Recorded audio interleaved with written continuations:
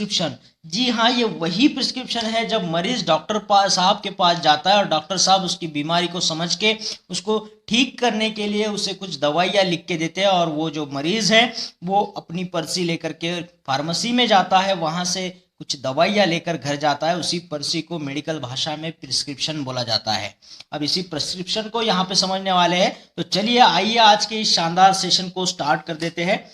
देखिएगा, हम कई बार डॉक्टर को भगवान का दर्जा देते हैं दोस्तों, तो वो डॉक्टर कोई भगवान नहीं है, एक आम इंसान ही होता है, बस डॉक्टरी उसे ऊंचा बना देती है। वो डॉक्टर साहब भी जब मरीज आता है तो उसे ठीक करने के लिए जो हीलिंग करने वाले जो भगवान है, जो हमें ठीक करने वाले जो भगवान है, उनसे वो पहले रिक्वेस्ट करता है। ठीक है, तो उस रिक्वेस्ट के लिए इस प्रिस्क्रिप्शन में पहला ही पार्ट होता है सुपरस्क्रिप्शन।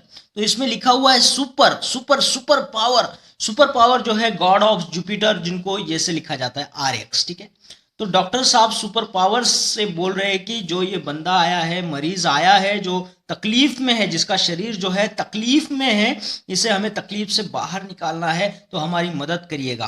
तो ये सुपर पावर से जो बोलने जा रहा है, तो वो प्रिस्क्रिप्शन के पहले ही पार्ट में आएगा जिसका नाम है सुपरस्क्रिप्शन। तो यहाँ पे ये RX लिखा जाता है। ठीक है, तो इसका इस R का मतलब होता है, आप समझ लीजिएगा, पहले तो ये RX लिखा गया है गॉड ऑफ जुपिटर को। ठीक है, गॉड ऑफ जुपिटर को बोला गया है, और मतलब क्या हुआ, God of healing, God of healing हुए है। ठीक है, ये मरीज को ठीक करेंगे।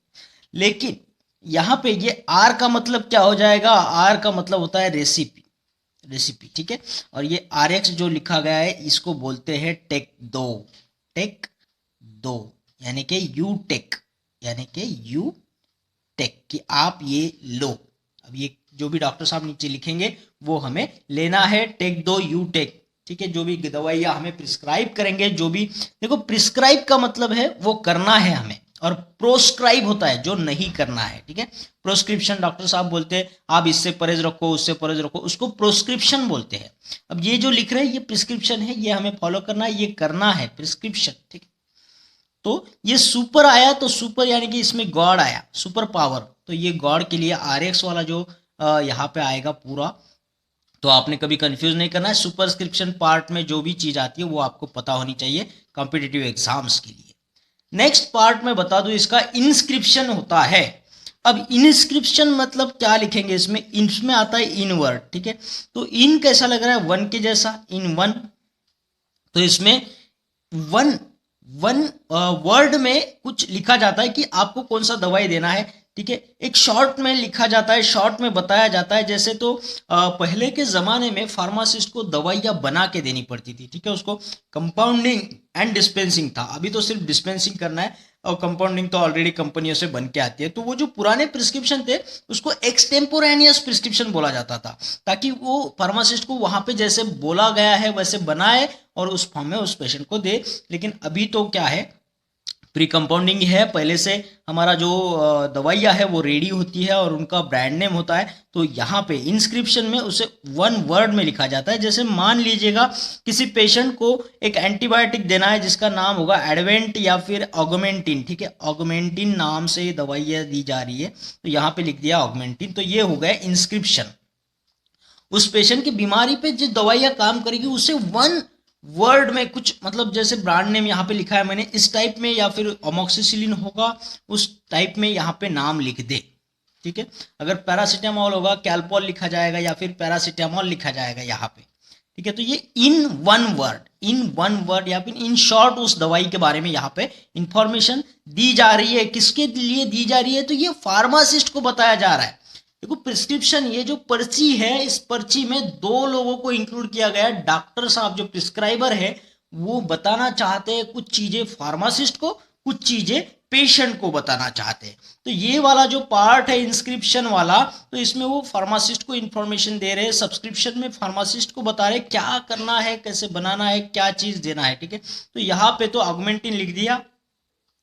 अब आएगा सब्सक्रिप्शन पार्ट। सब्सक्रिप्शन में क्या हो जाएगा, सब लिखना है, इस दवाई के बारे में सब लिखना है। इसका सब मतलब क्या होगा, इसका कौन सा डोसेज फॉर्म है, इसमें कितने क्वांटिटी में ड्रग देना है, कौन, तो ये सारी चीज़ें यहाँ पे आएगी। जैसे ऑगमेंटिन अलग अलग फॉर्म में होगा, इंजेक्शन फॉर्म में होता है, कैप्सूल फॉर्म में आएगा, टैबलेट फॉर्म में आएगा या फिर इसका जो भी कंटेंट होगा, कितना मिलीग्राम होगा, साइरप आएगा, तो आपको क्या देना है उस पेशेंट के हिसाब से। तो यहाँ पे मान लीजिएगा हम दे रहे हैं उस पेशेंट को टैबलेट फॉर्म में, तो यहाँ पे टैब लिख देंगे, टैबलेट फॉर्म। आगे बोलेंगे ये ऑगमेंटिन का कंटेंट जो है अमोक्सिसिलिन प्लस क्लेवुलानिक एसिड होता है, इसमें सीवी लिख रहे हैं।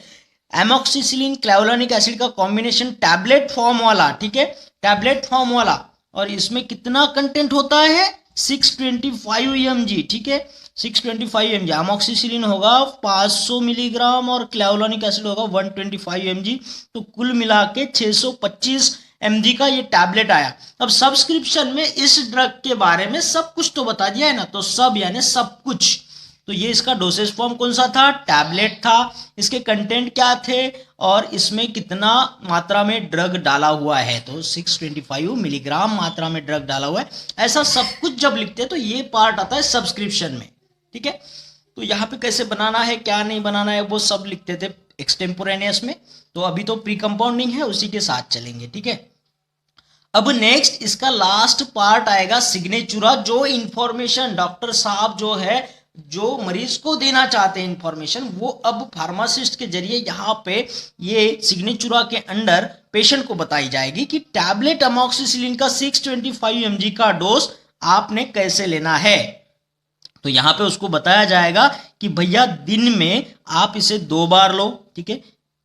बीडी बोलेंगे, बिसिन डाई, बीआईडी, बिसिन डाई, इसका मतलब होगा बिस इन डाई, ठीक है, मतलब दिन में 2 बार, ठीक है। ये लैटिन वर्ड के भी आपको जो कन्वर्सेशन है वो आना चाहिए, ठीक है। तो अब ये बिस इन डाई बोला है तो इसको 2 दिन में 2 बार लेना है। और बोलेंगे पोस्ट सीबम यानी कि खाना खाने के बाद, या फिर एसी बोलेंगे आफ्टर सीबम, है ना। आफ्टर सीबम मतलब खाना खाने के बाद, आफ्टर मील, आप खाना खाओ उसके बाद में अपने ये बिसिन डाई लेना है दिन में 2 बार खाना खाने के बाद में, ठीक है।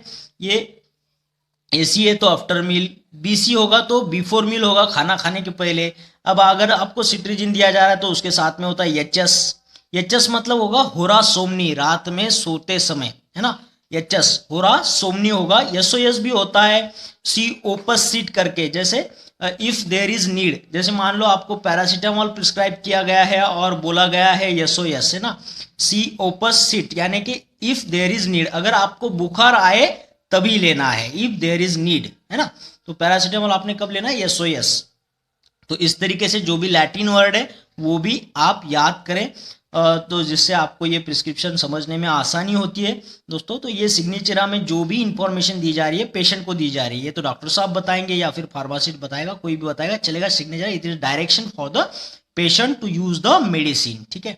आपने इसमें सिग्नेचरा नाम है ना, तो इसमें क्या हुआ, सिग्ना से आपने याद लिखना है सिखाना है पेशेंट को, हमें क्या करना है, सिखाना है, ट्रेन करना है, सिखाना। यहाँ पे टूरा है ना, तो इसके ट्रेनिंग दे रहा है उसको, कैसे क्या सिखाना है कि गोलियां कैसे लेनी है वो सिखाना है उसको। तो इससे आप सारे पार्ट प्रिस्क्रिप्शन के याद रख सकते हो। देखो एक बार मैं रिवाइज कर देता हूँ शॉर्ट में। सुपरस्क्रिप्शन, सुपर पावर से हम रिक्वेस्ट कर रहे हैं कि मरीज का जो शरीर है तकलीफ में उसे ठीक कर दो, god of Jupiter, god of healing. Next था inscription, in one form, in one word, जो भी आपको शॉर्ट में इंफॉर्मेशन देनी है मेडिसिन के बारे में। सब्सक्रिप्शन में उसी मेडिसिन के बारे में सब कुछ लिखना है ना, कौन सा डोसेज फॉर्म है, कितने मात्रा में है बनाना है, ये सारी चीजें आपको लिखनी है। और सिग्नेचर में सिखाना है, ट्रेनिंग देना है पेशेंट को कि आपको ये दवाइयों का इस्तेमाल कैसे करना है।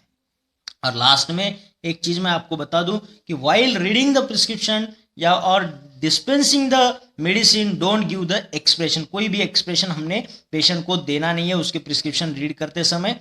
देखिए ये हंस रहा है बंदा, प्रिस्क्रिप्शन समय ऐसे रीड करते समय अगर ऐसे हंसने वाले एक्सप्रेशन दोगे या फिर ऐसे रोने वाले सैड एक्सप्रेशन दोगे या फिर चिंताजनक एक्सप्रेशन दोगे ना, तो पेशेंट बेचारा परेशान हो जाएगा, वो बेचारा ये गंभीर हो जाएगा कि मुझे क्या हुआ है, समझ में नहीं आएगा उसको, और वो और भी कंफ्यूज हो जाएगा दोस्तों। तो ऐसे एक्सप्रेशन नहीं देना है।